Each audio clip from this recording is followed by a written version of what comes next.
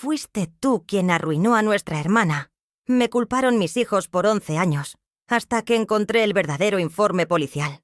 Las palabras cayeron sobre mí como piedras, una tras otra, sin piedad. Hoy te voy a contar algo que nunca pensé que contaría. Y si tú, por un segundo, sientes que esto te parece familiar, solo te pido que dejes un like y te suscribas, porque esta historia puede ayudar a alguien a acercarse al amor de Dios. Amén. Mi nombre es Dolores Gutiérrez. Tengo 63 años y vivo en Guadalajara, en la misma casa donde crié a mis 4 hijos. Una casa de adobe con patio interior, donde las bugambilias que planté hace 30 años ahora cubren casi toda la pared del fondo. Era una tarde de agosto del 2012, cuando mi mundo se desplomó por completo. Estaba en la cocina preparando agua de Jamaica, como todas las tardes, cuando escuché el portón abrirse con esa urgencia que solo traía malas noticias. Mis 3 hijos varones entraron como una tormenta. Emilio, el mayor, con su traje de oficina arrugado. Antonio, con los ojos rojos de haber llorado. Y Raúl, el más joven, temblando de rabia contenida. Los 3 se plantaron frente a mí en la sala, donde el crucifijo de madera que mi madre me había heredado presidía la pared principal. En mis manos tenía el rosario de cuentas azules que uso desde mi confirmación. Esas mismas cuentas que había tocado millones de veces pidiendo por la salud, la paz y la protección de mis hijos. Fuiste tú, mamá. Tú arruinaste a Rebeca, me dijo Emilio con una voz que jamás había usado conmigo. No disimules más. Siempre la miraste con desprecio por no ser como tú, la beata perfecta, agregó Antonio, escupiendo las palabras como veneno. Si ella hizo lo que hizo, fue por tu culpa, por tus juicios, por tu religión de mierda, remató Raúl, y al escuchar esa palabra salir de sus labios, sentí que algo se quebraba para siempre en mi pecho. Mi hermana menor, Rebeca, había intentado quitarse la vida esa mañana. La encontraron inconsciente en su auto estacionado junto al lago de Chapala, con una carta llena de dolor y reproches hacia la vida que había vivido. Los paramédicos llegaron a tiempo, pero las palabras de esa carta ya habían comenzado a destruir lo poco que me quedaba de familia. Porque en esa carta, entre líneas de desesperación y tristeza, Rebeca mencionaba el peso del juicio familiar y la presión de ser perfecta como mi hermana la santa. Y aunque había mucho más escrito ahí, mucho más que nadie quiso leer con atención, mis hijos habían decidido que yo era la culpable de todo. Yo, que había criado a Rebeca como a una hija cuando nuestros padres murieron en un accidente cuando ella tenía apenas 15 años.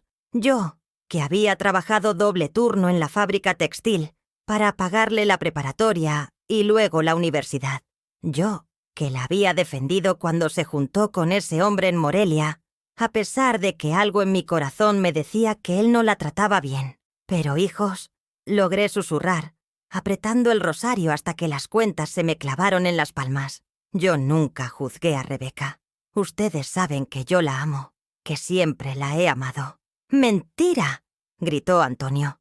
Y por primera vez en mi vida vi odio puro en los ojos de uno de mis hijos. Siempre le dijiste que vivir en unión libre era pecado. Siempre la hiciste sentir como una perdida. Yo solo quería protegerla, murmuré.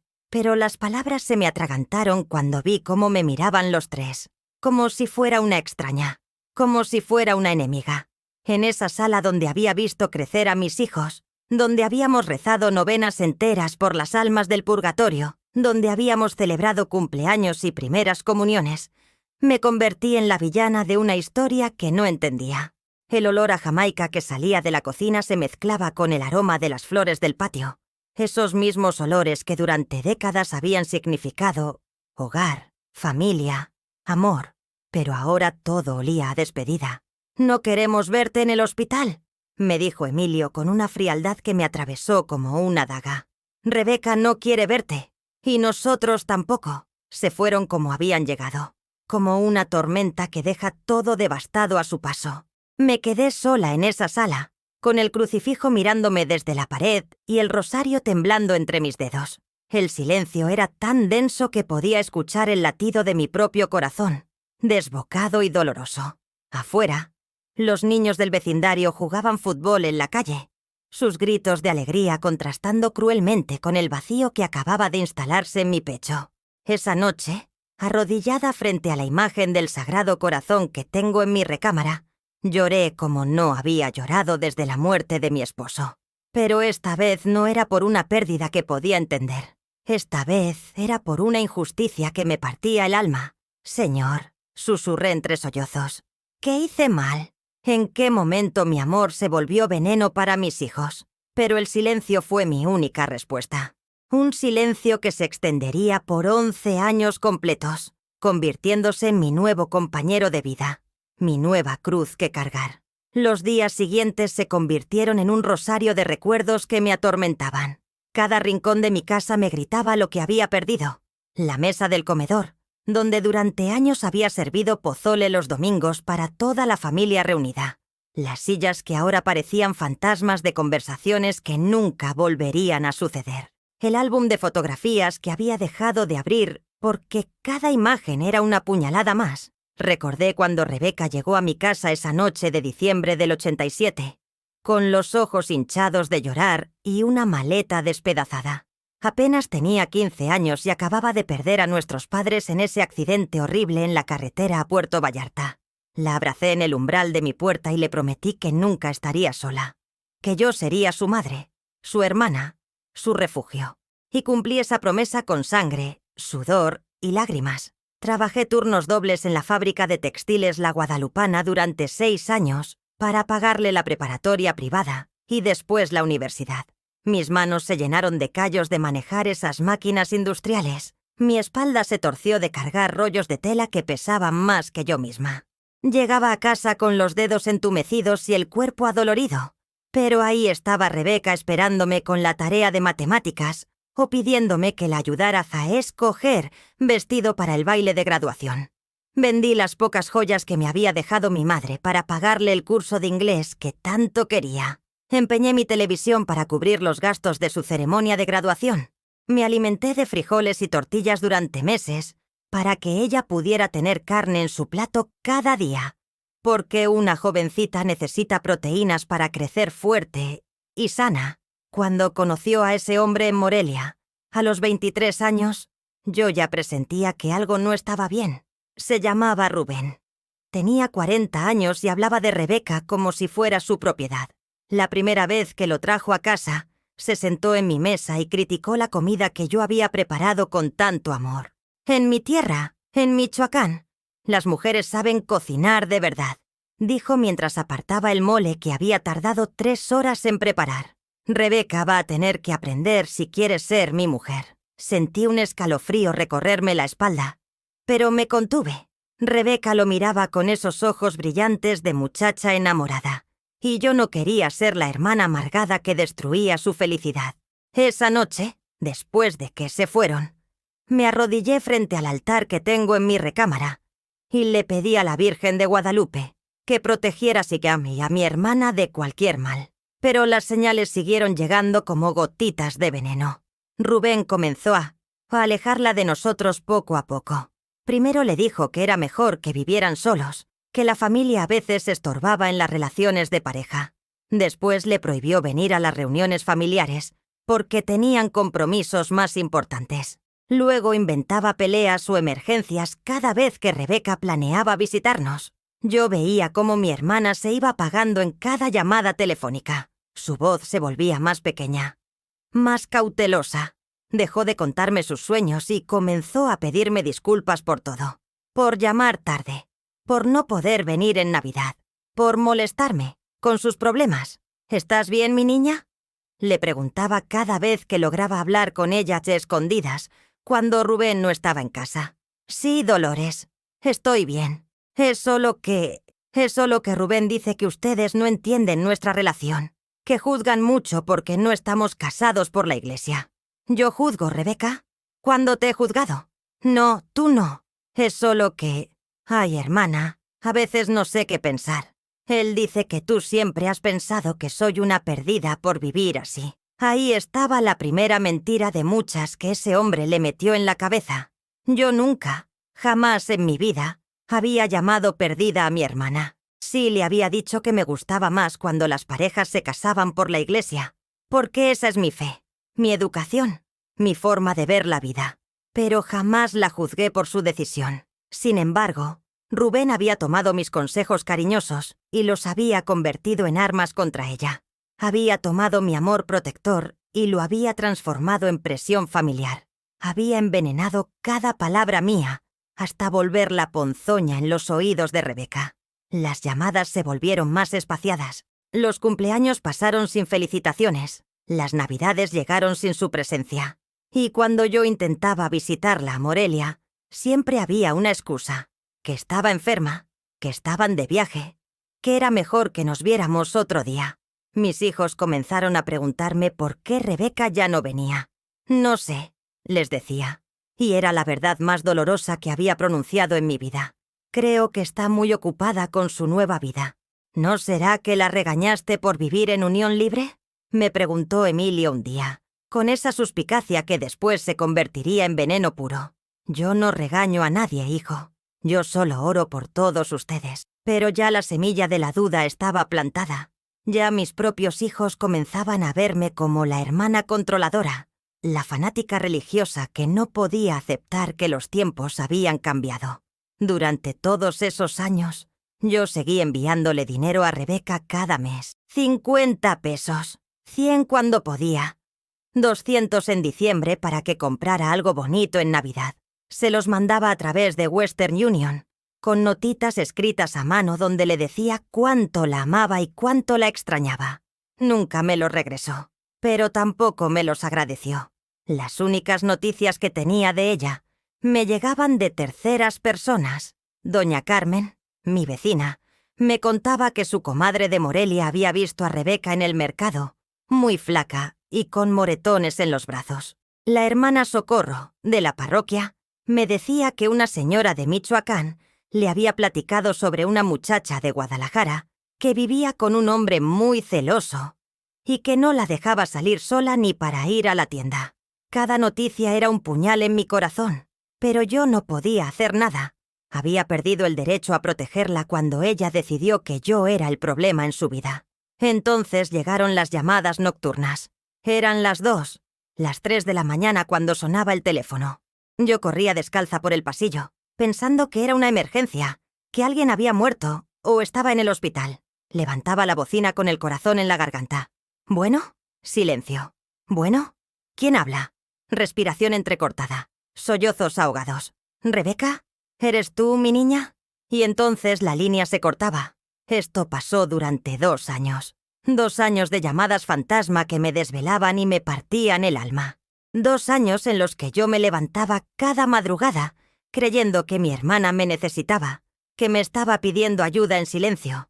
Pero cuando intentaba llamarla de vuelta, Rubén contestaba con voz de pocos amigos. Rebeca está dormida.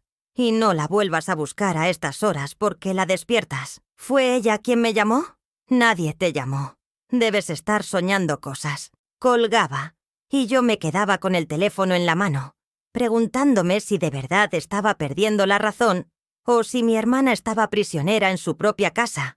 Comencé a rezar el rosario completo cada noche antes de dormir, pidiéndole a Dios que protegiera a Rebeca de cualquier mal que la estuviera acechando.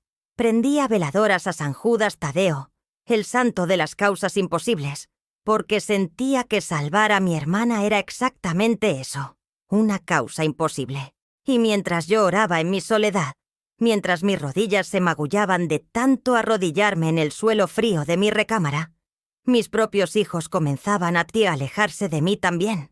Después de esa tarde terrible en agosto, mi casa se convirtió en una tumba donde yo era el único cadáver que seguía respirando. Los teléfonos dejaron de sonar. Las visitas se esfumaron como el humo. Mis hijos me borraron de sus vidas con la precisión quirúrgica de quien extirpa un tumor canceroso. El primer domingo después de la condena, preparé pozole como siempre lo había hecho durante 30 años. Puse la mesa para 6 personas, con los platos buenos que solo usábamos para ocasiones especiales. Esperé desde las 2 de la tarde hasta las 8 de la noche, sentada en mi mecedora, escuchando el tic-tac del reloj de pared que mi difunto esposo me había regalado en nuestro primer aniversario. Nadie llegó. El pozole se enfrió en la olla. Los platos se llenaron de polvo. Y yo entendí que esa mesa nunca más volvería a llenarse de risas, de discusiones políticas entre mis hijos, de los gritos emocionados de mis nietos pidiendo más limón para su caldo. Las semanas siguientes fueron un calvario de silencio. Cuando iba al mercado de abastos en el centro de Guadalajara, las señoras del puesto de verduras me miraban con lástima y murmuraban a mis espaldas: «Ahí va la hermana de la que se quiso matar». Escuchaba que decían: «Dicen que ella tuvo la culpa por andar de metiche». En la farmacia San Pablo, donde había comprado medicinas durante décadas, la encargada me preguntó con falsa preocupación: «¿Cómo está su hermana, doña Dolores? Qué tristeza lo que pasó». Aunque, pues, dicen que las familias muy religiosas a veces presionan mucho a los jóvenes. Cada palabra era una puñalada envuelta en papel de regalo. Mis propios hijos comenzaron a visitarme solo por obligación, como quien cumple una condena. Emilio llegaba cada 15 días. Se sentaba en el borde del sillón como si mi casa estuviera contaminada y me preguntaba con voz mecánica: «¿Necesitas algo? ¿Tienes dinero para la despensa?». Cuando le decía que estaba bien, que solo quería platicar con él, que extrañaba escuchar cómo le iba en el trabajo, me respondía: «Está muy ocupado, mamá. Mejor otro día». Y se iba, dejando un billete de 200 pesos en la mesa de centro, como si yo fuera una empleada doméstica a la que había que pagarle su sueldo. Antonio era peor. Llegaba con sus 2 hijos, mis nietos que yo había cuidado tantas tardes cuando él y su esposa trabajaban. Pero ahora los niños me miraban con desconfianza, como si fuera una extraña peligrosa. «Saluda a tu abuela», les decía Antonio con voz fría. «Hola, abuela», murmuraban sin mirarme a los ojos, y luego corrían a jugar al patio trasero, lejos de mí. Una tarde, escuché que mi nieto de 8 años le preguntaba a su papá: «¿Por qué la abuela es mala?». «No es mala», respondió Antonio. «Es solo que a veces las personas religiosas no entienden a los demás. Tu tía Rebeca sufrió mucho por eso». Me quedé petrificada detrás de la puerta de la cocina, con un plato roto en las manos que se me había caído del puro susto. Mi propio hijo estaba envenenando a mis nietos contra mí.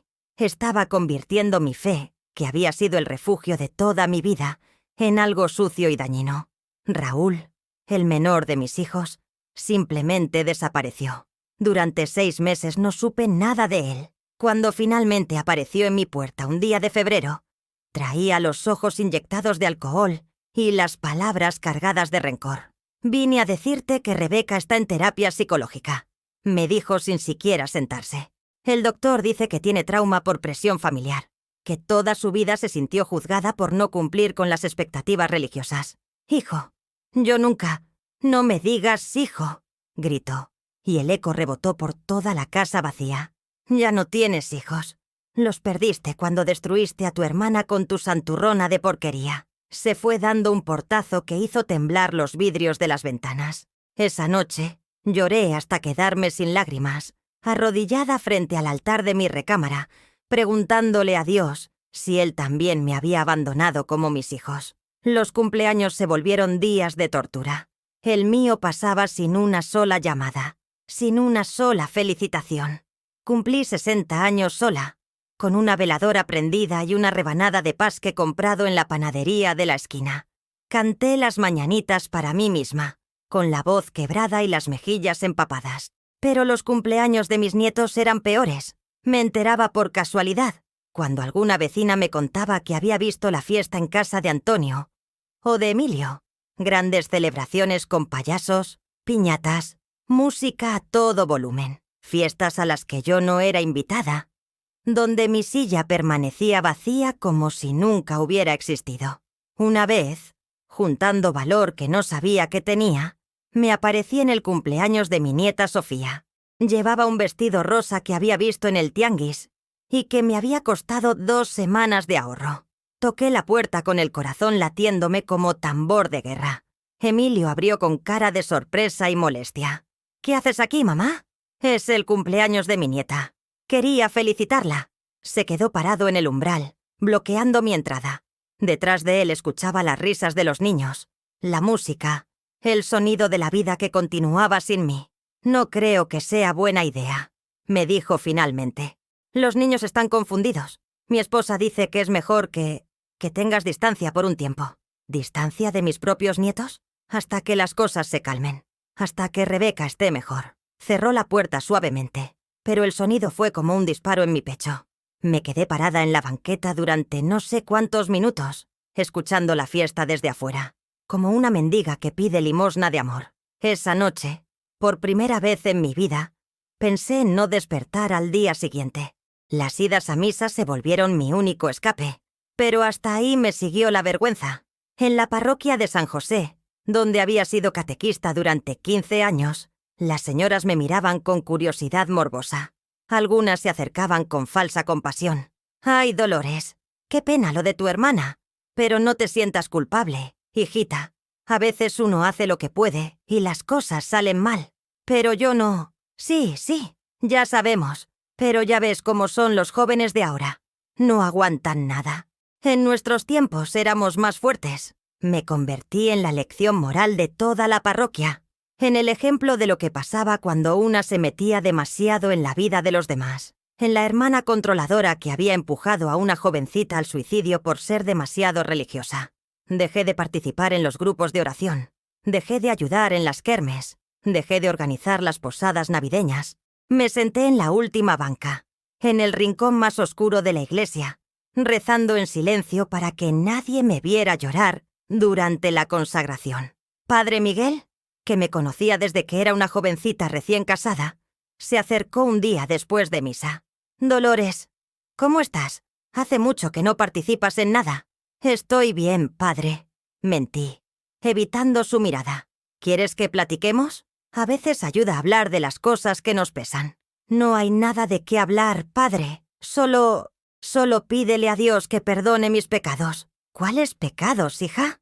«Los que hicieron que mi hermana quisiera morirse por mi culpa». Se quedó callado un momento largo y después me puso la mano en el hombro. «Dios conoce tu corazón, Dolores. Él sabe la verdad aunque los demás no la vean». Pero las palabras de consuelo ya no me llegaban. Era como si mi alma estuviera envuelta en algodón, amortiguando todo lo bueno y amplificando solo el dolor. Los días se volvieron idénticos. Despertar a las 6, preparar café solo para mí, leer el periódico sin procesarlo realmente, hacer las labores de la casa para mantener las manos ocupadas, cocinar para una persona en una cocina diseñada para alimentar a una familia completa. Las tardes eran las peores. Cuando el sol se ponía y las familias se reunían para cenar, yo me sentaba en mi mecedora del patio, viendo a mis vecinos a través de sus ventanas iluminadas. Veía a don Fernando ayudando a su nieto con la tarea. Veía a doña Carmen sirviendo la cena mientras sus hijos platicaban de sus trabajos. Veía vida, amor, compañía, y yo estaba muerta en vida, condenada a fin a observar desde afuera el mundo al que ya no pertenecía. Una noche de noviembre, mientras regaba las bugambilias que ya comenzaban a secarse por falta de cuidado, encontré en el patio un sobre mojado por la lluvia. Adentro había una fotografía vieja. Rebeca y yo el día de su graduación de la universidad, abrazadas, sonriendo como si el mundo entero nos perteneciera. Al reverso, con mi propia letra, había escrito: «Mi hermana del alma, mi orgullo más grande, te amo infinitamente». «Dolores». Me senté en el suelo húmedo, abrazando esa fotografía contra mi pecho, y por primera vez en meses, grité hasta que me dolió la garganta, hasta que los vecinos prendieron las luces, hasta que mi propia voz se convirtió en el único sonido que llenaba el vacío de mi casa. Esa noche entendí que ya no era la hermana amorosa que había criado a Rebeca. Ya no era la madre orgullosa que había visto crecer a sus hijos. Ya no era la abuela consentidora que hacía gorditas de dulce para sus nietos. Era solo Dolores. Dolores la culpable. Dolores la religiosa fanática. Dolores la que destruyó a su hermana. Y lo peor de todo es que ya ni siquiera estaba segura de que fuera mentira. 3 meses después del veredicto familiar que me había convertido en la villana de la historia, mis hijos organizaron una reunión sin invitarme. Me enteré porque mi comadre Esperanza, que trabajaba en el hospital donde estaba internada Rebeca, me contó que los había visto llegar juntos, muy serios, cargando folders y papeles, como si fueran abogados preparándose para un juicio. Parecían estar planeando algo, Dolores, me dijo Esperanza mientras tomábamos café en su cocina, que olía a canela y a secretos mal guardados. Traían cara de que iban a tomar decisiones importantes. 2 días después, Emilio llegó a mi casa acompañado de Antonio y Raúl. Era la primera vez que los 3 estaban juntos en mi sala desde aquella tarde terrible de agosto. Pero esta vez no venían como hijos desesperados. Venían como ejecutores de una sentencia que ya habían decidido en mi ausencia. «Mamá, tenemos que hablar», dijo Emilio con esa voz que usaba en sus reuniones de trabajo, fría y profesional. Se sentó en el mismo sillón donde su padre solía leer el periódico los domingos, pero no había nada de familiar en su postura. Era un extraño ocupando el lugar sagrado de mi esposo muerto. «Ya hablamos con los doctores de Rebeca», continuó Antonio, sin siquiera saludarme. «Dicen que para su recuperación es importante que no tenga contacto con las personas que le causaron el trauma». «¿Las personas?», pregunté, aunque sabía perfectamente que se referían a mí. «Tú, mamá», dijo Raúl sin rodeos, con esa crueldad que solo los hijos pueden clavar en el corazón de sus madres. «Los psicólogos dicen que Rebeca tiene que alejarse de ti completamente si quiere sanar». Sentí que el suelo se abría bajo mis pies. No era suficiente con que mis hijos me hubieran borrado de sus vidas. Ahora querían formalizar mi expulsión, darle un sello médico a mi destierro. «Pero yo quiero hablar con ella», susurré, aferrándome al rosario que siempre llevaba en el bolsillo de mi delantal. «Quiero explicarle que yo nunca...». «Ya no hay nada que explicar», gritó Emilio. Y por primera vez perdió esa compostura empresarial que había mantenido. «Rebeca escribió una carta de 5 páginas explicando todo lo que le hiciste, todo el daño que le causaste con tus juicios y tu religión de mierda». «Emilio, no hables así en mi casa», le grité de vuelta, parándome de mi silla con una dignidad que no sabía que me quedaba. «Esta sigue siendo mi casa, y aquí se respeta a Dios, tu Dios», me dijo Antonio con una sonrisa amarga que jamás había visto en su rostro. «Es el mismo que casi mata a nuestra hermana. Tu Dios de juicios y condenas». «Mi Dios es un Dios de amor», respondí. Pero las palabras me sonaron huecas hasta a mí misma. Si Dios era de amor, ¿por qué permitía que mis propios hijos me odiaran tanto? «¿De amor?», se burló Raúl. «¿De amor era cuando le decías a Rebeca que vivir en unión libre era pecado? ¿De amor era cuando la hacías sentir como una cualquiera cada vez que venía a visitarte?» «Yo jamás dije eso», murmuré, pero mi voz se quebró porque comenzaba a dudar de mis propios recuerdos.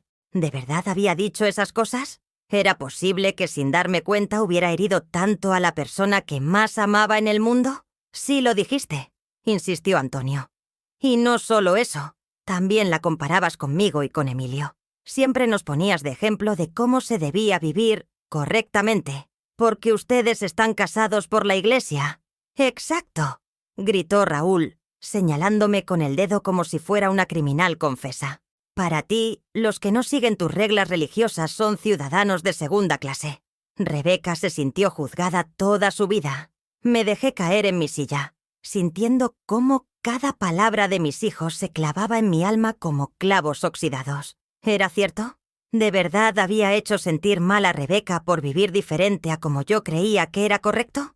Recordé todas esas conversaciones telefónicas donde le preguntaba cuándo se iba a casar por la iglesia. Recordé mis comentarios sobre lo bonito que se veía cuando iba a misa conmigo las pocas veces que me visitaba. Recordé mis suspiros cuando me hablaba de Rubén, mis silencios cuando me contaba de sus planes de vida. ¿Había sido juicio disfrazado de preocupación? «Los doctores», continuó Emilio, sacando unos papeles de su portafolio como si fuera un fiscal presentando evidencia. «Recomiendan que Rebeca viva un tiempo en un lugar neutral, lejos de Guadalajara. Va a quedarse en casa de una prima en Tijuana mientras termina su terapia». «¿Tijuana?», repetí, sintiendo que cada kilómetro de distancia era una puñalada más. «¿Tan lejos?». «Es lo mejor», dijo Antonio con esa voz que usaba para consolar a sus hijos cuando se lastimaban. Pero esta vez el consuelo no era para mí, era para justificar el dolor que me estaban causando. Para ella y para todos nosotros. «¿Y yo?», pregunté, odiándome por sonar tan desesperada, tan abandonada. «¿Qué va a pasar conmigo?». Se miraron entre ellos con una complicidad que me excluyó por completo. Era como si hubieran ensayado esta parte de la conversación. «Tú vas a reflexionar», dijo Emilio finalmente. «Vas a pensar en el daño que causaste. Y cuando estés lista para aceptar tu responsabilidad, cuando puedas pedirle perdón a Rebeca sin justificarte, entonces podremos empezar a reconstruir esta familia». «¿Perdón por qué?», insistí, aunque una parte de mí comenzaba a ceder bajo el peso de sus acusaciones. «¿Perdón por amarla? ¿Perdón por cuidarla cuando era una niña huérfana? ¿Perdón por preocuparme por su alma? ¿Perdón por disfrazarte amor lo que era control?», me dijo Raúl con una frialdad que me heló la sangre. «Perdón por usar la religión como excusa para juzgar. Perdón por ser tan ciega que no viste el daño que estabas haciendo». Esa noche, después de que se fueron dejando un silencio más pesado que una lápida, me arrodillé frente al crucifijo de mi recámara y por primera vez en mi vida le grité a Dios. «¿Es cierto?», le grité entre lágrimas que me quemaban las mejillas. «¿De verdad soy la mala de esta historia? ¿De verdad lastimé tanto a Rebeca que prefirió morirse antes que seguir viviendo con mi amor?» Pero Dios, como siempre en los últimos meses, guardó silencio. Días después, llegó Sandra, mi nuera, la esposa de Antonio. Venía con una sonrisa forzada y una charola de tamales que olían a lástima mal disimulada. «Doña Dolores», me dijo con esa voz melosa que usaba cuando quería algo, «vine a platicar con usted». «¿De qué, mija?» «De lo que está pasando con la familia. Antonio está muy preocupado por usted». Se sentó en mi mesa de la cocina, donde tantas veces habíamos platicado sobre los niños, sobre recetas, sobre la vida. Pero esta vez había venido como enviada especial de mis hijos, como negociadora de una paz que requería mi rendición incondicional. «Nosotros la queremos mucho», comenzó. «Pero Antonio dice que usted no quiere reconocer que se equivocó con Rebeca». «¿Tú crees que me equivoqué, Sandra?» «Pues, doña Dolores, a veces uno cree que está haciendo lo correcto, pero las otras personas lo sienten diferente. Usted sabe que siempre ha sido muy estricta con las cosas de la religión. ¿Estricta o fiel? Pues las dos cosas. Pero a veces la fe puede lastimar a otras personas si uno no tiene cuidado». Ahí estaba otra vez, mi fe convertida en arma, mi devoción transformada en crueldad. ¿Era posible que todo lo que había creído correcto durante 60 años fuera en realidad una forma de hacer daño? «Los niños preguntan por usted», continuó Sandra, y esas palabras me dieron la primera esperanza que había sentido en meses. «Pero Antonio dice que hasta que usted no acepte su parte de culpa en lo de Rebeca, ¿mis nietos también me van a juzgar?», pregunté, sintiendo que el último pedazo de mi corazón se hacía trizas. «No los juzgan, doña Dolores. Solo están confundidos. No entienden por qué su abuela hizo que su tía quisiera morirse». Esa frase, dicha con la inocencia cruel de quien repite algo que escuchó, fue la gota que derramó el vaso. Mis propios nietos, los bebés que había cargado en mis brazos, a los que había cantado arrullos y preparado mambilas, ahora creían que yo era una asesina frustrada. «Dígale a Antonio», murmuré con lo que me quedaba de dignidad, «que si quiere que sus hijos me vean, que venga él a pedírmelo personalmente. No mande intermediarios». Sandra se fue sin terminar sus tamales, ofendida porque había rechazado su misión de paz. Pero yo ya no tenía energía para diplomacias familiares. Ya no tenía fuerzas para rogar por un amor que me habían convertido en privilegio revocable. Esa semana llegó una carta de Rebeca, una carta que Emilio había traído personalmente, como si fuera un documento legal que requería entrega certificada. «Hermana», comenzaba con una frialdad que me cortó como navaja. «Los doctores dicen que escribirte puede ayudarme a sanar. Quiero que sepas que no te odio, pero necesito que entiendas el daño que me hiciste». Seguían 3 páginas de reproches escritos con la letra temblorosa de alguien que estaba medicado. Acusaciones de control disfrazado de amor, de juicios encubiertos como preocupación, de una religiosidad tóxica que había envenenado mi capacidad de amar sin condiciones. «Siempre me hiciste sentir que tenía que elegir entre ser feliz y ser buena», escribía. «Entre Rubén y tu aprobación. Entre mi vida y tu Dios». Al final, una petición que me destrozó. «Por favor, no trates de contactarme. Necesito tiempo para perdonarte, si es que algún día puedo hacerlo. Esa noche me senté en mi mecedora del patio, con la carta arrugada en mis manos y una pregunta que me taladrada la cabeza. ¿Y si tenían razón? ¿Y si mi amor había sido veneno? ¿Y si mi fe había sido fanatismo? ¿Y si Jesús, que perdonó a sus enemigos en la cruz, me pediría que perdonara incluso esto? ¿Que perdonara a mis hijos por odiarme? ¿Que me perdonara a mí misma por ser la causa de tanto dolor? Pero, ¿cómo se perdona algo cuando ni siquiera estás segura de haberlo hecho? El cambio llegó una madrugada de marzo, cuando el peso de las dudas y la culpa me habían tenido despierta por cuarta noche consecutiva. Estaba sentada en la cocina, con una taza de té de manzanilla que ya se había enfriado entre mis manos, cuando escuché el sonido de la lluvia golpeando contra las ventanas como dedos impacientes, pidiendo permiso para entrar. Fue en ese silencio húmedo y tibio que finalmente hice la pregunta que había estado evitando durante 8 meses. Señor, ¿qué es lo que realmente pasó? No le pedí que me dijera si era culpable o inocente. No le rogué que me quitara el dolor o que trajera de vuelta a mi familia. Solo le pedí la verdad desnuda, sin el barniz de mi propia versión de los hechos y sin el veneno de las acusaciones de mis hijos. Y por primera vez en meses, sentí algo parecido a una respuesta. No fue una voz celestial ni una revelación dramática. Fue algo más sutil, más real. Una claridad que se abría paso entre la neblina de la confusión como el sol atravesando las nubes después de una tormenta. Recordé la última conversación real que había tenido con Rebeca, 3 meses antes de su intento de suicidio. Había sido una llamada a las 11 de la noche, cuando Rubén no estaba en casa. Rebeca lloraba al teléfono con una desesperación que me heló la sangre. «Dolores, creo que estoy en peligro», me había dicho entre sollozos. «Rubén está muy raro últimamente. Me revisa el teléfono, me controla el dinero, no me deja salir sola ni a la tienda». «¿Te ha pegado, mi niña?», le había preguntado, aunque el nudo en mi estómago ya conocía la respuesta. «No exactamente pegado, pero me agarra muy fuerte cuando se enoja. Me deja moretones en los brazos y dice cosas horribles. Dolores. Dice que si lo dejo, se va a encargar de que toda la familia sepa qué clase de mujer soy. Ven acá, Rebeca. Ven a la casa. Aquí estás segura. No puedo. Si me voy, va a cumplir sus amenazas. Va a decirles a mis hermanos que soy una prostituta, que he estado con otros hombres. Va a inventar cosas horribles sobre mí. Tus hermanos te van a creer a ti, no a él. ¿Tú crees? Él es muy convincente, Dolores. Y además, últimamente siento que hasta tú me juzgas por vivir así. Como que todos piensan que me merezco lo que me pasa por no haberme casado como Dios manda. Ahí estaba. En esa frase estaba la semilla de todo el malentendido que después se convertiría en el árbol venenoso que destruyó a mi familia. Rebeca ya sentía, por las manipulaciones de Rubén, que yo la juzgaba.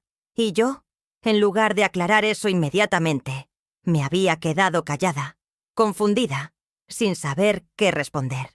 «Rebeca, yo jamás he pensado que te mereces que te maltraten. Jamás. Pero sí piensas que estoy pecando, ¿verdad? Sí piensas que si me hubiera casado por la iglesia, nada de esto estaría pasando. Y ahí, en esa pregunta directa, yo había cometido el error más grande de mi vida. En lugar de decirle que la amaba sin condiciones, que mi amor por ella no dependía de sus decisiones religiosas, me había perdido en explicaciones teológicas. Rebeca, lo que pienso es que el matrimonio por la iglesia da protección espiritual. Que... ya entendí. Me había interrumpido con una voz que se iba apagando. Ya entendí, Dolores. Y había colgado. Esa había sido nuestra última conversación. Y ahora, sentada en mi cocina a las 3 de la mañana, entendí con una claridad dolorosa lo que había pasado. Rebeca no se había querido matar por mis juicios religiosos. Se había querido matar porque estaba siendo abusada por un hombre que la había aislado de su familia y la había convencido de que nadie la iba a creer, de que nadie la iba a apoyar, de que hasta su propia hermana pensaba que se merecía el maltrato por sus pecados. Mi religiosidad no había sido el veneno. Mi silencio lo había sido. Mi incapacidad para decirle claramente que la amaba por encima de cualquier regla, que la protegería por encima de cualquier principio. que para mí ella era más importante que cualquier dogma. Me levanté de la mesa como si hubiera recibido una descarga eléctrica. Por primera vez en 8 meses, sabía exactamente qué tenía que hacer. Fui a mi recámara y saqué de un cajón el sobre que contenía todos los ahorros que había guardado para emergencias. 3.000 pesos que había juntado peso por peso durante años, guardados debajo de mi ropa interior como hacían las mujeres de mi generación. Dinero que tenía destinado para mi funeral, para no ser una carga para mis hijos cuando llegara mi hora. Pero esa madrugada decidí que ya no iba a esperar a morirme para tomar decisiones por mí misma. A las 7 de la mañana, cuando abrió la central de autobuses, compré un boleto a Tijuana. Viaje de 24 horas que me costaría la mitad de mis ahorros, pero que me llevaría a donde estaba mi hermana. No les avisé a mis hijos. No le pedí permiso a nadie. Por primera vez en mi vida, tomé una decisión sin consultar, sin explicar, sin justificar. El viaje fue una odisea de autobuses viejos que olían a diésel y a sueños aplazados. 24 horas sentada entre desconocidos que llevaban sus propias historias de dolor y esperanza en maletas ajadas y bolsas de plástico. 24 horas para rezar el rosario completo 15 veces. Para hablarle a Dios con una honestidad que no había tenido en meses. «Señor», le decía mientras el paisaje mexicano se desplegaba por la ventanilla, como una película interminable de cerros y pueblos. No sé si soy culpable o inocente, pero sé que amo a mi hermana más que a mi propia vida. Y si tengo que cargar con esta culpa para que ella sane, la cargo. Pero quiero verla. Quiero pedirle perdón si es necesario. Quiero abrazarla si me deja. Quiero decirle que la elijo a ella por encima de cualquier regla. Llegué a Tijuana con los huesos adoloridos y el corazón en la garganta. La prima de Rebeca, Leticia, vivía en una colonia popular cerca de la frontera, en una casa pequeña de bloc gris, rodeada de otras casas idénticas donde la gente vivía con la esperanza de cruzar algún día al otro lado. Cuando toqué la puerta, Leticia abrió con cara de sorpresa y algo de miedo. «¿Dolores? ¿Qué haces aquí?» «Vengo a ver a Rebeca. Ella no quiere ver a nadie de la familia. Los doctores dijeron...» «Los doctores no conocen nuestra historia». La interrumpí con una firmeza que me sorprendió a mí misma. Yo conozco a mi hermana desde que nació, y sé cuando necesita que alguien luche por ella. Leticia me dejó pasar, pero con la resistencia de quien sabía que estaba violando órdenes médicas y familiares. Rebeca estaba en el patio trasero, sentada en una silla de plástico, viendo crecer las plantas en macetas que Leticia tenía colgadas de un alambrado. Estaba más delgada de lo que recordaba, con el cabello cortado muy corto y unas ojeras que hablaban de pesadillas que no la dejaban descansar. Cuando me vio, su rostro se endureció. «¿Qué haces aquí? Te dije que no quería verte». «Vine porque te amo», le dije simplemente, sin rodeos, sin explicaciones. «Y porque creo que nos han mentido a las dos». Se quedó callada, pero no se levantó de la silla. Era una buena señal. «Rebeca, ¿quién escribió esa carta donde me culpabas de todo?» «Yo la escribí». «¿Tú sola? ¿Sin que nadie te dijera qué poner?» Se quedó en silencio un momento largo, jugando con las hojas de una planta que tenía al alcance.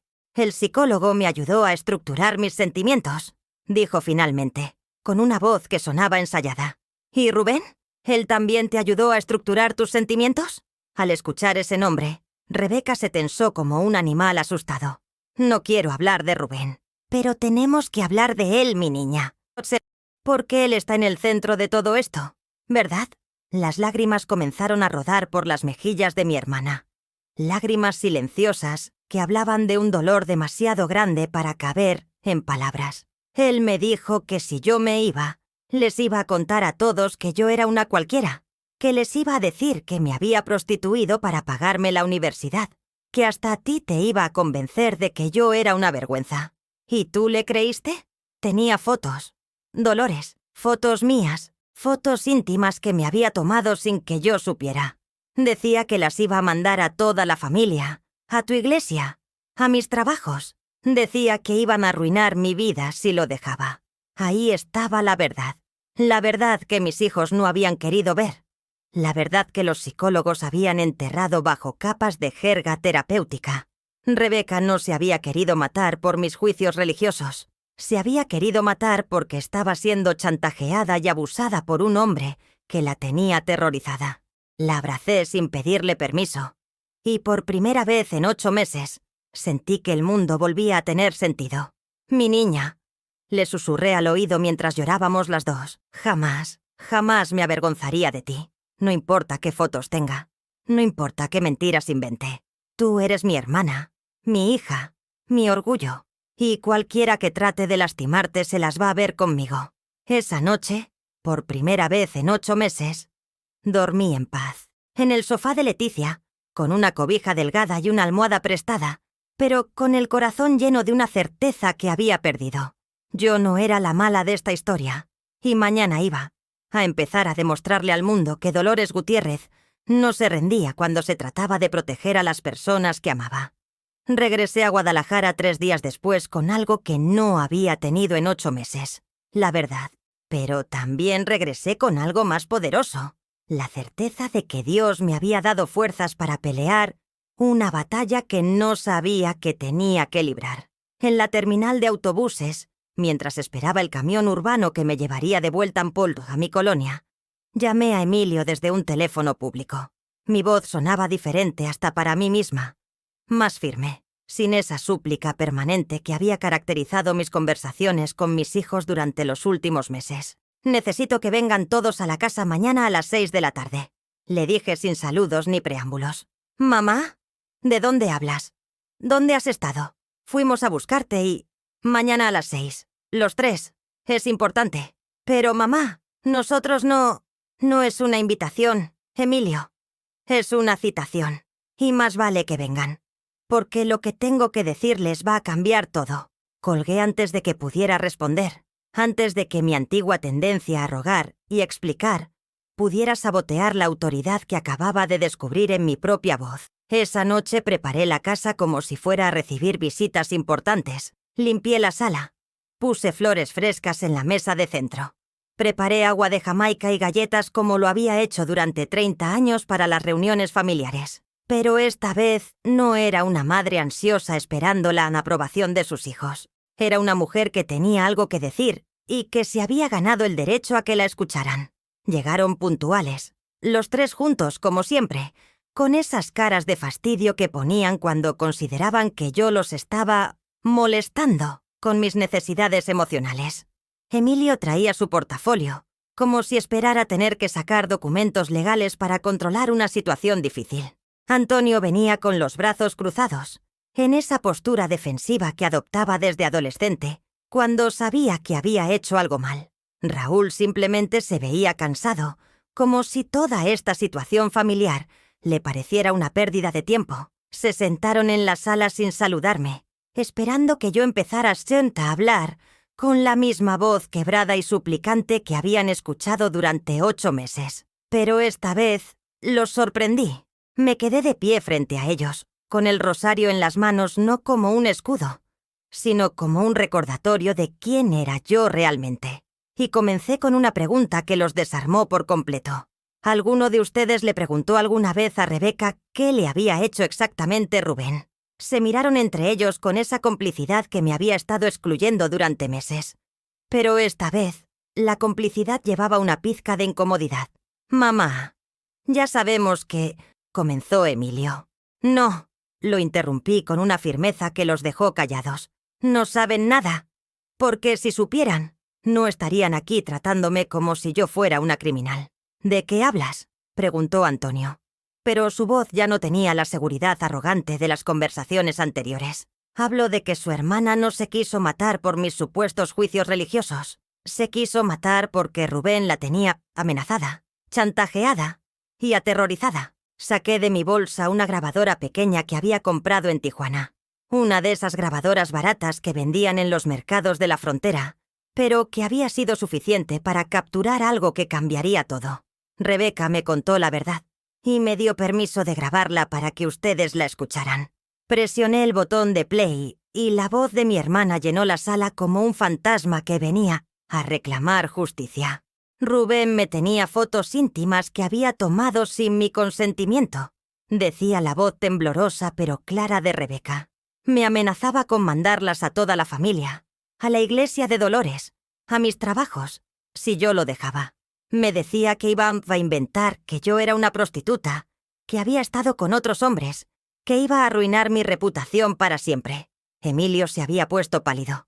Antonio tenía la boca abierta. Raúl se había inclinado hacia adelante, escuchando con una atención que no me había prestado a mí en meses. La voz de Rebeca continuaba. Él fue quien me metió en la cabeza que Dolores me juzgaba. Cada vez que yo hablaba con mi hermana, él después me decía que había notado desprecio en su voz, que era obvio que ella pensaba que yo era una perdida. Me convenció de que hasta mi propia familia me vería como una vergüenza si él revelaba los secretos que tenía sobre mí. Y cuando ya no pude más, cuando ya no tenía fuerzas para seguir viviendo con esa amenaza constante, escribí esa carta culpando a Dolores, porque era más fácil culparla a ella que admitir que había sido tan tonta de dejarme manipular por un hombre que me tenía aterrorizada. Paré la grabadora y el silencio que siguió fue tan denso que se podía cortar con cuchillo. Durante 8 meses, continué con una voz que temblaba no de miedo, sino de una rabia justa que acababa de descubrir. Me han tratado como si yo fuera una fanática religiosa que empujó a su hermana al suicidio. Durante 8 meses me han negado a mis nietos. Me han excluido de sus vidas. Me han hecho sentir como si fuera un monstruo. «Mamá, nosotros no sabíamos», murmuró Antonio. Pero yo no había terminado. Y lo peor de todo es que nunca, ni una sola vez, se tomaron la molestia de preguntarme mi versión de los hechos. Me condenaron sin juicio, basándose en la carta de una mujer que estaba siendo abusada psicológicamente y que necesitaba culpar a alguien que no fuera su abusador. Emilio había guardado su portafolio y tenía las manos temblando. «Pero, ¿sabes qué es lo que más me duele?», continué, sintiendo que cada palabra que salía de mi boca era como un bálsamo para heridas que había estado cargando demasiado tiempo. No es que me hayan abandonado. No es que me hayan quitado a mis nietos. Lo que más me duele es que, conociendo el tipo de mujer que soy, conociendo los valores con los que los crié, conociendo el amor que siempre le he tenido a Rebeca, hayan sido capaces de creer que yo sería capaz de hacer algo que la lastimara tanto.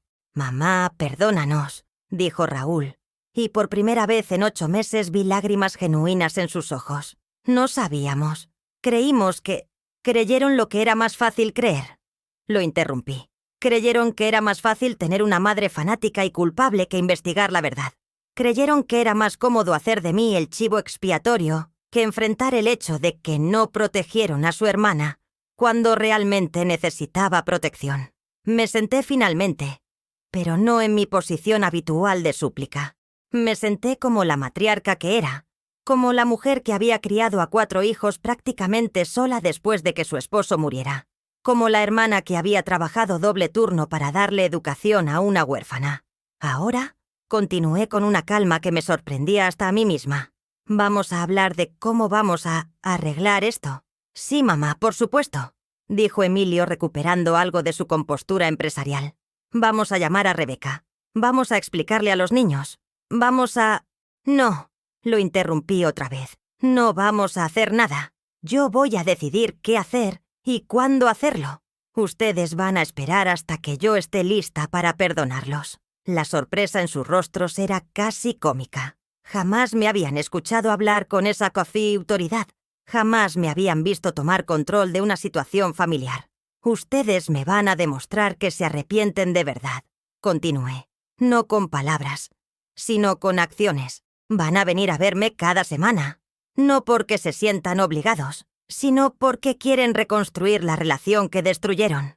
Van a traer a mis nietos y van a explicarles que su abuela no es mala, que hubo un malentendido que ya se aclaró». «Por supuesto, mamá», murmuró Antonio. «Y van a pedirle perdón a Rebeca», agregué. «No a mí, a ella, por no haberla protegido cuando realmente lo necesitaba, por haber sido tan cobardes que prefirieron culpar a la hermana que la amaba, en lugar de investigar quién la estaba lastimando de verdad». Me levanté, indicando que la reunión había terminado. «Ahora se van», les dije, «y van a reflexionar sobre el daño que han hecho. No solo a mí, sino a esta familia. Y cuando estén listos para ser los hombres que yo creí que había criado, vuelven. Salieron de mi casa en silencio, cabizbajos, cargando una culpa que por fin les pertenecía. Esa noche, después de 8 meses de insomnio y pesadillas, dormí como un bebé, porque había recuperado algo más valioso que el amor de mis hijos. Había recuperado el respeto por mí misma. Y por primera vez en mucho tiempo, cuando recé antes de dormir, no le pedí nada a Dios. Solo le agradecí por haberme dado la fuerza para defenderme, para decir la verdad, para reclamar mi lugar en una familia que había tratado de expulsarme sin juicio.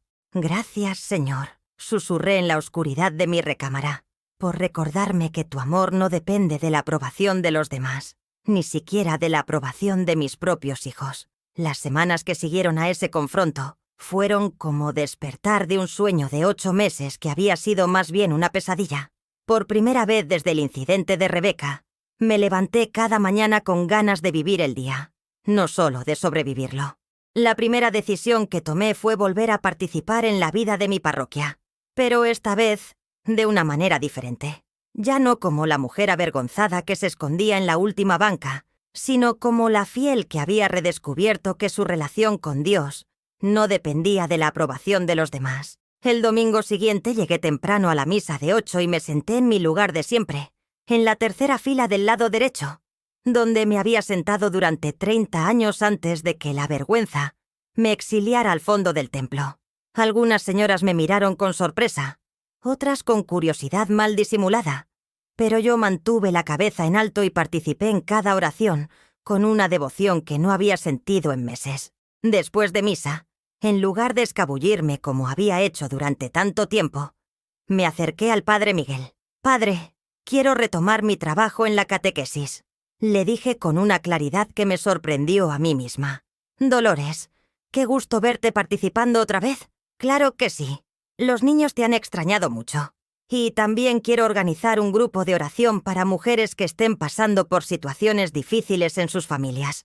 El padre me miró con esa sonrisa sabia que tenía cuando sabía que Dios estaba obrando de maneras misteriosas. «Me parece una idea excelente.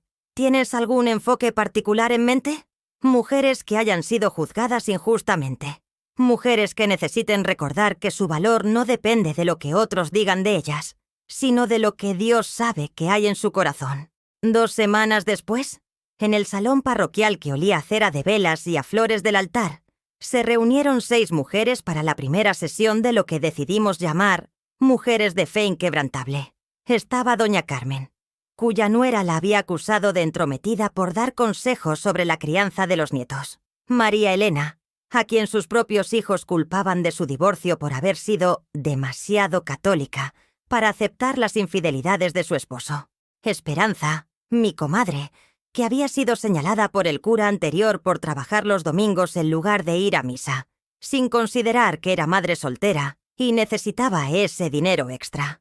Nos sentamos en círculo, con una imagen del Sagrado Corazón en el centro y una vela encendida que representaba la luz de la verdad que a veces cuesta tanto encontrar. «Hermanas», comencé, usando por primera vez en mi vida esa palabra para dirigirme a otras mujeres como iguales en lugar de como alguien menor pidiendo aceptación. Estamos aquí porque todas hemos experimentado lo que es ser juzgadas por nuestra fe, por nuestras decisiones, por nuestra forma de amar. Les conté mi historia completa, desde la condena injusta hasta el descubrimiento de la verdad. Les hablé de los 8 meses de infierno donde había dudado de mí misma, donde había permitido que otros definieran quién era yo. Y les conté del momento en que decidí que mi relación con Dios era más importante que la aprobación de cualquier persona, incluso de mis propios hijos. Yo aprendí, les dije mientras las lágrimas corrían por las mejillas de María Elena, que a veces tenemos que defender nuestra fe no solo de los que están afuera de la iglesia, sino de los que están adentro y usan la religión para controlar y juzgar. Doña Carmen asintió vigorosamente. Mi nuera me dice que soy anticuada por enseñarle el Padre Nuestro a mi nieto. Dice que la religión es cosa del pasado. Y mi hijo, agregó Esperanza, me dice que Dios no existe porque si existiera, no habría permitido que su papá nos abandonara. Establecimos que nos reuniríamos cada miércoles por la tarde. no para quejarnos o para alimentar rencores, sino para fortalecernos mutuamente en la fe y para recordarnos unas a otras que nuestro valor viene de Dios, no de las opiniones humanas. La transformación en mi vida diaria fue notable. Volví a cantar mientras hacía las labores domésticas, algo que no había hecho desde antes de la crisis. Comencé a cuidar otra vez mi jardín de bugambilias, que había descuidado durante meses. Incluso me compré ropa nueva por primera vez en años. No porque alguien me fuera a ver, sino porque merecía verme bien para mí misma. Rebeca y yo hablábamos por teléfono cada 2 días. Ella había decidido quedarse en Tijuana un tiempo más, trabajando en una asociación civil que ayudaba a mujeres víctimas de violencia doméstica. Es mi forma de sanar, me había dicho, ayudando a otras mujeres que están pasando por lo que yo pasé. Me siento orgullosa de ti, mi niña, le había respondido. Siempre supe que tenías un corazón noble. Dolores, quiero que sepas que nunca dudé de tu amor por mí, ni siquiera en los peores momentos. Era Rubén quien me hacía creer que tú me juzgabas, pero en el fondo de mi corazón siempre supe que me amabas sin condiciones. Esas palabras fueron como bálsamo para las heridas que aún sangraban en mi alma. Mis hijos comenzaron a cumplir su palabra de visitarme cada semana, pero las dinámicas habían cambiado por completo. Ya no llegaban como adultos haciendo caridad a una madre necesitada. Llegaban como hijos que habían cometido un error grave y querían reparar el daño. Emilio trajo a sus hijos un domingo y se sentó conmigo en la cocina mientras los niños jugaban en el patio. «Mamá, quiero que sepas que te he estado yendo a terapia», me dijo, jugando nerviosamente con su taza de café. «El psicólogo me ayuda a entender por qué fue tan fácil para nosotros culparte en lugar de buscar la verdad. ¿Y qué has descubierto? Que era más cómodo tenerte como culpable que aceptar que habíamos fallado como hermanos, que no supimos proteger a Rebeca cuando nos necesitaba. ¿Y ahora qué piensas hacer con eso? Voy a ser mejor hermano y mejor hijo.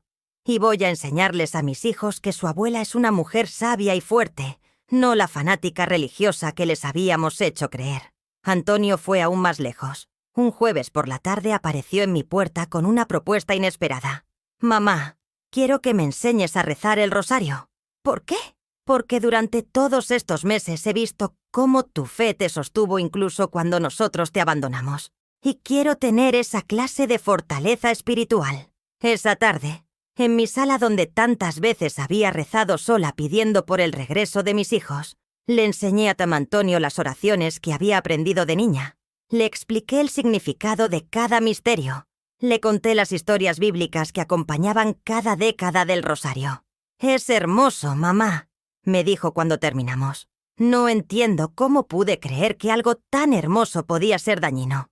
Raúl tardó más en acercarse, pero cuando lo hizo, su acercamiento fue el más profundo de todos. Una tarde llegó con los ojos rojos de haber llorado.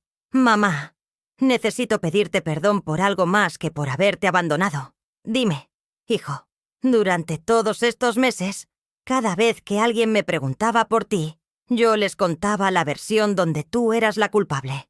Les decía que eras una fanática religiosa que había dañado psicológicamente a tu hermana. Yo expandí esa mentira, mamá. Yo hice que más gente creyera cosas horribles sobre ti». El dolor en su voz era genuino. Y por primera vez en 8 meses, sentí que mi hijo menor había madurado realmente. «¿Y ahora qué vas a hacer?» «Voy a buscar a cada persona a la que le conté esa versión y les voy a decir la verdad.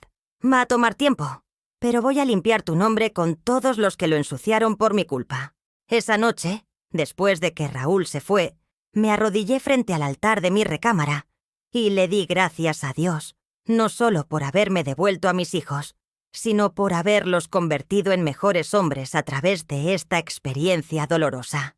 «Señor», oré, «tú escribes derecho en renglones torcidos. Usaste nuestro dolor para enseñarnos lecciones que de otra manera nunca habríamos aprendido». El grupo de mujeres de fe inquebrantable comenzó a crecer. Llegaron más mujeres, cada una con su historia de injusticia, de juicio, de incomprensión, pero también llegaron con ganas de sanar, de crecer, de encontrar en su fe no una carga, sino un refugio. Una tarde, Mientras preparaba la merienda para la reunión semanal, me detuve frente al espejo del comedor y me vi realmente por primera vez en meses. Vi a una mujer de 63 años que había sobrevivido a la peor traición imaginable y había salido más fuerte. Vi arrugas que hablaban de sabiduría ganada a pulso, canas que reflejaban la dignidad de quien había peleado por la verdad y había ganado. Pero, sobre todo, vi en mis ojos algo que había perdido durante 8 meses y que acababa de recuperar. Vi paz, la paz de quien sabe que su valor no depende de la opinión de otros, ni siquiera de la opinión de sus propios hijos. La paz de quien ha encontrado en Dios no un juez severo, sino un Padre amoroso que conoce la verdad de nuestros corazones, incluso cuando el mundo entero nos malinterprete. Gracias, Jesús, susurré al espejo, por enseñarme que el amor verdadero a veces requiere defender a quienes amamos, incluso cuando ese alguien somos nosotras mismas. 6 meses después, un domingo de octubre donde el aire de Guadalajara olía a lluvia reciente y a flores de cempasúchil que anunciaban la llegada del Día de Muertos, me senté en mi mecedora del patio viendo a mis nietos jugar fútbol entre las bugambilias que habían florecido más hermosas que nunca. Sofía, mi nieta de 9 años, corrió hacia mí con las mejillas sonrojadas y me abrazó con esa espontaneidad que solo tienen los niños cuando el amor fluye sin obstáculos. «Abuela, ¿me enseñas otra oración nueva?», me preguntó, acomodándose en mis piernas como había hecho desde bebé, antes de que la confundieran con mentiras sobre quién era yo. «¿Cuál quieres aprender, mi amor? Una para cuando tenga miedo de que la gente me juzgue mal». La pregunta me llegó directo al corazón. Esta niña, que apenas tenía 9 años, ya había entendido una de las lecciones más importantes de la vida, que a veces las personas nos juzgan sin conocernos realmente. «Mira, mi niña», le dije acariciando su cabello que olía a champú de manzanilla. «La oración más poderosa para eso es recordar lo que dijo Jesús. Padre, perdónalos porque no saben lo que hacen». «¿Pero por qué tengo que perdonar a los que me juzgan mal?» «Porque cuando perdonas, el que se libera eres tú.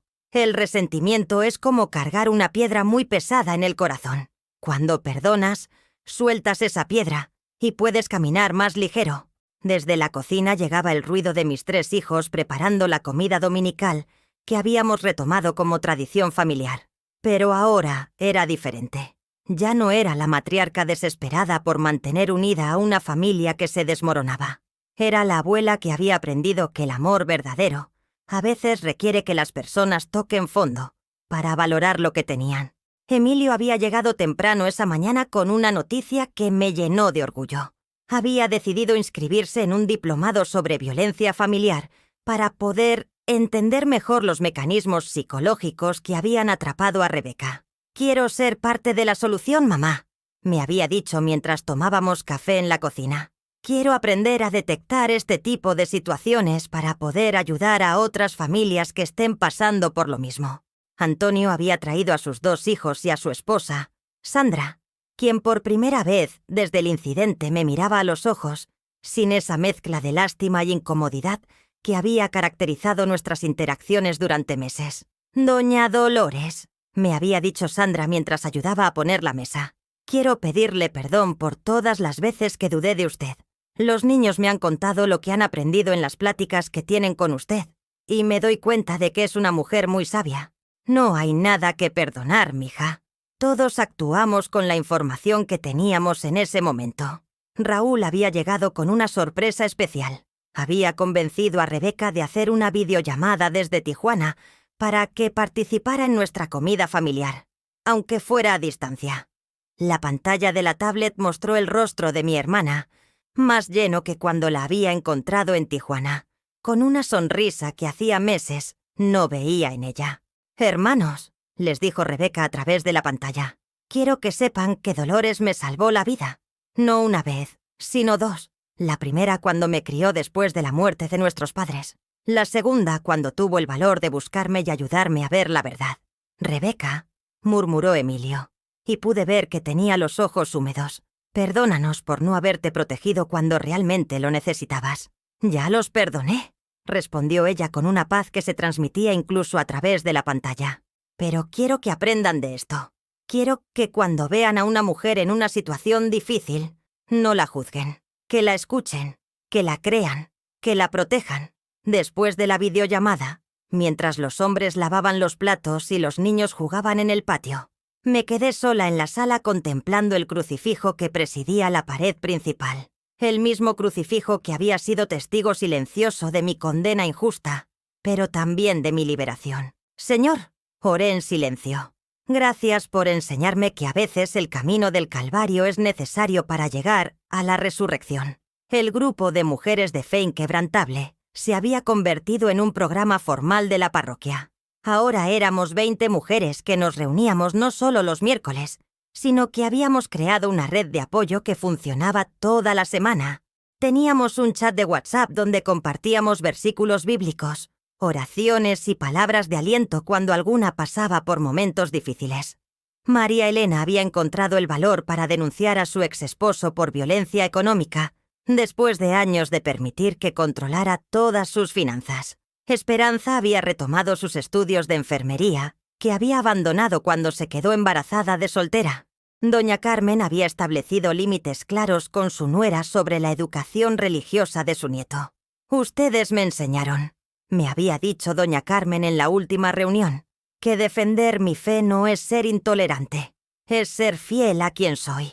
Pero quizás el cambio más hermoso se había dado en la relación con mis nietos. Ya no era solo la abuela que los consentía con dulces y regalos. Me habían convertido en su confidente espiritual, la persona a quien acudían cuando tenían preguntas sobre Dios, sobre la vida, sobre cómo ser buenas personas en un mundo complicado.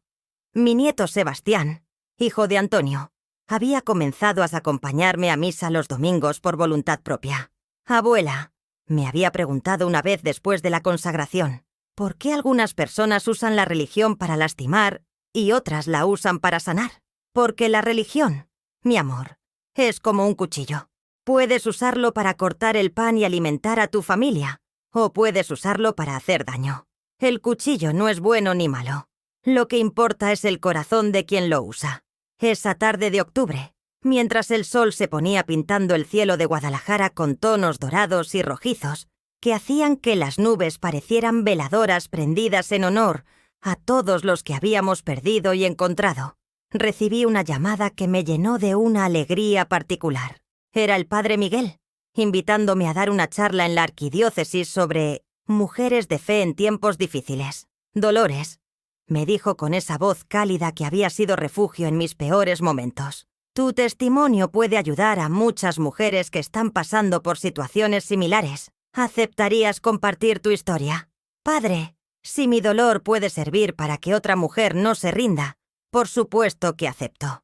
Esa noche, después de que todos se fueron y la casa volvió a su silencio familiar, pero ya no solitario, me senté frente al altar de mi recámara para mi oración nocturna.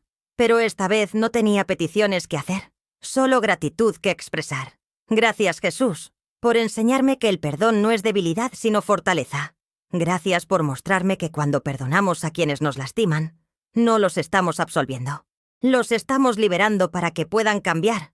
Y nos estamos liberando nosotros para que podamos sanar. Gracias por enseñarme que mi valor no depende de la opinión de otros, sino de tu amor incondicional. Gracias por mostrarme que a veces las pruebas más duras son las que nos preparan para servir mejor a los demás. Me quedé en silencio un momento, sintiendo una paz que trascendía cualquier comprensión humana. Una paz que venía de saber que había encontrado mi propósito. Ayudar a otras mujeres a descubrir su propia fortaleza cuando el mundo las juzgara injustamente.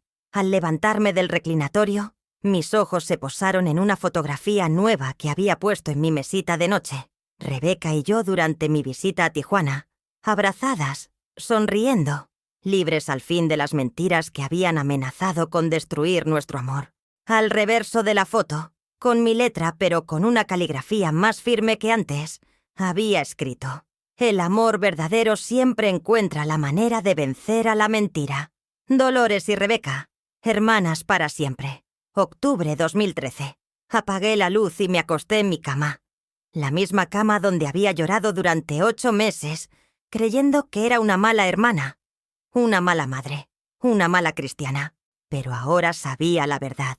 Era una mujer que había aprendido que defender el amor a veces requiere más valor que mantener la paz. Antes de quedarme dormida, pensé en todas las mujeres que en ese momento estaban siendo juzgadas injustamente, acusadas de cosas que no habían hecho, abandonadas por familias que preferían culparlas a ellas antes que buscar la verdad. Para todas ustedes, susurré en la oscuridad, va mi oración de esta noche. Que encuentren la fuerza para defenderse, que encuentren la sabiduría para distinguir entre el amor verdadero y la manipulación, que encuentren la paz que viene de saber que Dios conoce la verdad de nuestros corazones, aunque el mundo entero nos malinterprete. Y por primera vez en más de un año, me quedé dormida sin preocupaciones, sin miedo, sin culpa. Me quedé dormida con la certeza de que cuando Dios cierra una puerta, siempre abre una ventana. Y a veces, lo que parece el final de una historia es en realidad el comienzo de una mucho mejor. ¿Has vivido alguna vez algo así? ¿Conoces a alguien que haya sido juzgado injustamente y cómo la fe lo ayudó a salir adelante? Cuéntamelo en los comentarios. Si esta historia te tocó el corazón, déjame tu like y suscríbete al canal para que este mensaje llegue a alguien que necesita escucharlo. Que Dios bendiga a todos los que han pasado por algo así. En el nombre de Jesús. Amén.